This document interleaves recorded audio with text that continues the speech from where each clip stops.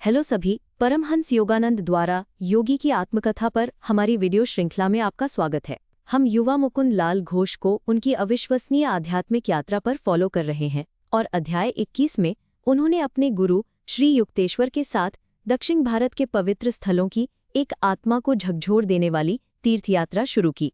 अब अध्याय 22 में, जिसका शीर्षक है पत्थर की मूर्ति का हृदय, हमें एक गहरी मार्मिक कहानी मिलती है जो मुकुंद को दिव्य की जीवित उपस्थिति दिखाती है। ये अध्याय शुद्ध जादू है। चलिए शुरू करते हैं। अध्याय 22 में मुकुंद भारत के सैरामपुर में श्री युक्तेश्वर के आश्रम में वापस आते हैं, अपनी आध्यात्मिक शिक्षा जारी रखते हैं। कहानी भारत के सबसे पवित्र शहरों में से एक बनारस अब वाराणसी के एक प्रसिद्ध मंदिर की यात्रा पर केंद्रित है। हिंदू धर्म में काली एक उग्र और दयालु देवी हैं, जिन्हें अक्सर एक अंधेरे शक्तिशाली रूप में दर्शाया जाता है, जो अहंकार के विनाश और दिव्य के पोषण करने वाले प्रेम का प्रतीक है। मुकुंद, जो पहले से ही अपने क्रिया योग अभ्यास के माध्यम से भक्ति में डूबे हुए हैं, इस पवित्र ऊर्जा से जुड़ने के लिए उत्सुक होकर श्रद्धा के साथ मंदिर में पहुंचते हैं।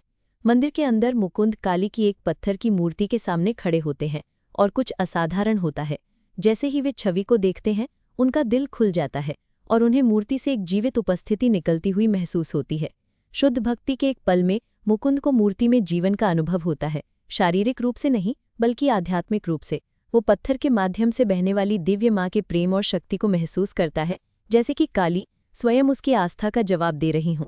ये संवाद का एक लुभावना क्षण है, जहाँ भौतिक और दिव्य के बीच की सीमा विलीन हो जाती है और मुकुंद दिव्य प्रेम में लिपटे हुए महसूस करते हैं।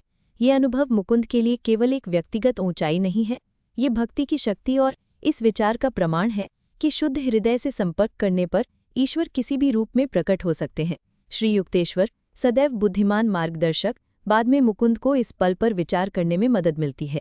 वो बताते हैं कि दिव्य माँ मूर्तियों या मंदिरों तक सीमित नहीं है, बल्कि हर जगह मौजूद हैं, जो शुद्ध आस्था और ध्यान के जरिए सुलभ हैं।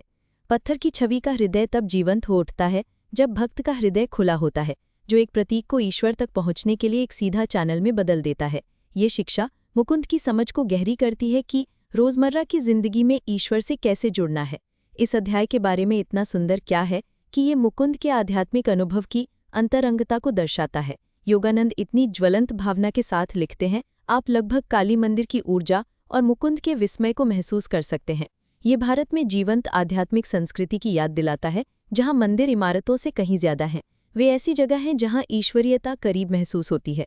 मुकुंद के लिए ये मुलाकात उनकी भक्ति और श्री युक्तेश्वर की शिक्षाओं में उनके भरोसे को मजबूत करती है। उन्हें दिखाती है कि ईश्वर सच्चे दिल से जवाब देते हैं, ना कि केवल बड़े चमत्कारों में। अध्याय 22 क्यों मायने रखता है? ये मुकुंद की यात्रा में एक महत्वपूर्ण क्षण है, जो भक्ति की परिवर्तनकारी शक्ति और दिव्य परिस्थिति की वास्तविकता को उजागर करता है। काली मंदिर में अनुभव क्रिया योग और अपने गुरु के मार्ग के प्रति उनकी प्रतिबद्धता की पुष्टि करता है, जो उन्हें दिखाता है कि भगवान हर पल जीवित है, ना कि केवल बड़े चमत्कारों में। हमारे लिए ये जीवन को खुले दिल से जीने का एक प्रेरणादायक आह्वान है, ये विश्वास करते हुए कि दिव्य हमें कहीं भी मिल सकते हैं, यहाँ तक कि एक पत्थर की छवि के दिल में भी। अध्याय 22 के लिए बस इतना ही। आपको मुकुंद की दिव्य माँ के साथ चमत्कारी मुलाकात के बारे में क्या लगा? क्या आपने कभी ऐसा क्षण महसूस किया जहाँ आपके लिए कुछ पवित्र जीवित हो गया हो? टिप्पणियों में अपने विचार लिखें।